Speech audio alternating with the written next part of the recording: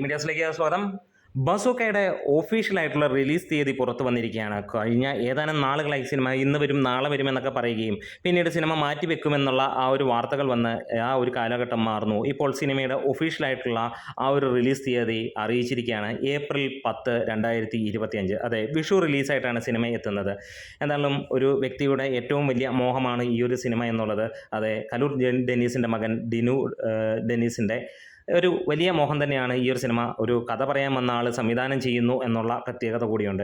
എന്നാലും മലയാളികൾക്ക് പരിചിതമല്ലാത്ത പുതുമ ഉള്ള ഒരു സബ്ജക്റ്റ്, ഗംഭീരമായിട്ടുള്ള പരീക്ഷണം, വലിയ ബഡ്ജറ്റിൽ വരുന്നു. ഏകദേശം 25 കോടിയോളമാണ് സിനിമയുടെ ബഡ്ജറ്റായി വരുന്നത്.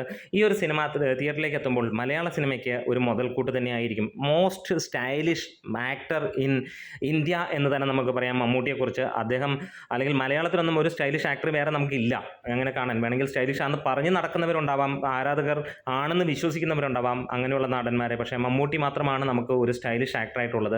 അദ്ദേഹത്തെ മാക്സിമം യൂട്ടിലൈസ് ചെയ്യുന്ന ഒരു സിനിമയുമായിരിക്കും എന്ന് തന്നെ നമുക്ക് പ്രതീക്ഷിക്കാം. എന്താണേലും ഇവിടെ 350ഓളം തിയേറ്ററുകൾ ഉണ്ടാകുമെന്നുള്ളത് ഉറപ്പിച്ചിരിക്കുന്നു സിനിമ. സാധാരണ മമ്മൂട്ടി സിനിമകൾക്ക് ആദ്യം പറയുന്ന പോലെ 400 തിയേറ്റർ പറയും, പിന്നീട് 200 തിയേറ്ററിലേക്ക് എത്തുന്ന പ്രതിഭാസമായിരിക്കില്ല. കാരണം വലിയ ബഡ്ജറ്റാണ്. അതുകൊണ്ട് തന്നെ സിനിമയ്ക്ക് ആ റേഞ്ചിലാണ് പോകുന്നത്. വമ്പൻ ക്ലാഷ് റിലീസായിട്ട് തന്നെയാണ്, കട്ടയ്ക്ക് നിൽക്കാൻ ഉറപ്പിച്ച് തന്നെയാണ് ഈ ഒരു സിനിമ എത്തുന്നത്. മലയാളത്തിൻ്റെ ഏറ്റവും വലിയ സിനിമയായ എമ്പുരാൻ 250 കോടിക്ക് മുകളിൽ ബഡ്ജറ്റ് വരുന്ന ആ ഒരു സിനിമയോട് ഏറ്റുമുട്ടാൻ 25 കോടി മമ്മൂട്ടിയുടെ വമ്പൻ ബഡ്ജറ്റിൽ വരുന്ന ചിത്രമാണ് നിൽക്കുന്നത്.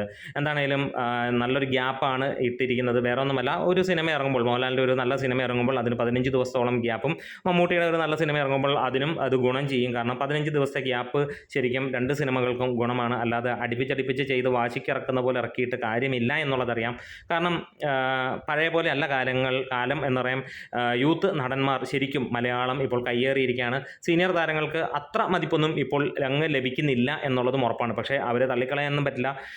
അവരുടെ ആ ഒരു പ്രായത്തിൽ ചെയ്ത സിനിമകളുടെ 10% പോലും ഇന്നത്തെ യൂത്തിന് ചെയ്യാൻ കഴിയുന്നില്ല എന്നുള്ളത് നമുക്ക് എല്ലാവർക്കും അറിയാം. പക്ഷേ കാലം മാറുന്നു. ഇതുവരെ മലയാള ഫിലിം ഇൻഡസ്ട്രിയിൽ മാത്രമാണ് അങ്ങനെ ഒരു പ്രതിഭാസമില്ലാതിരുന്നെങ്കിൽ 2024ഓടെ അത് മാറുന്ന ഒരു കാര്യം കാണാൻ കഴിയുന്നു. ഇവിടെ നിന്ന് പോകണമെങ്കിൽ മമ്മൂട്ടി മോഹൻലാലും നന്നേ പാടുപെടേണ്ടി വരും എന്നുള്ളത് തന്നെ നമുക്കറിയാം. കാരണം അത്രത്തോളം മികച്ച കഥകളും സിനിമകളുമാണ് വരുന്നത്. യൂത്ത് നടന്മാർ ആ റേഞ്ചിലേക്ക് സിനിമകൾ പോകുന്നു, വലിയ രീതിയിലുള്ള കളക്ഷൻ നേടുന്നു. ഇവരെ രണ്ടുപേരെക്കാളും കൂടുതൽ കളക്ഷൻ നേടുന്നു എന്ന് തന്നെ പറയാം.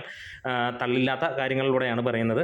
എന്താണേലും ബസൂക്കയുടെ റിലീസ് തീയതി വന്നിരിക്കുന്നു. അപ്പോൾ ഇനിയും മാറ്റങ്ങളൊന്നുമില്ല. ഏപ്രിലിൽ ഈ സിനിമയ്ക്ക് വേണ്ടി ആരൊക്കെയാണ് കാത്തിരിക്കുന്നത്? മമ്മൂട്ടി ഫാൻസിനോട് ഒരു കാര്യം കൂടെ, സോഷ്യൽ മീഡിയയിൽ പുലികളായിട്ട് കാര്യമില്ല, തിയേറ്ററിൽ വന്ന് പുലികളാകുക എന്നുള്ള ഒരു റിക്വസ്റ്റ് തന്നെയാണ്. റിക്വസ്റ്റായിട്ട് കാണുക.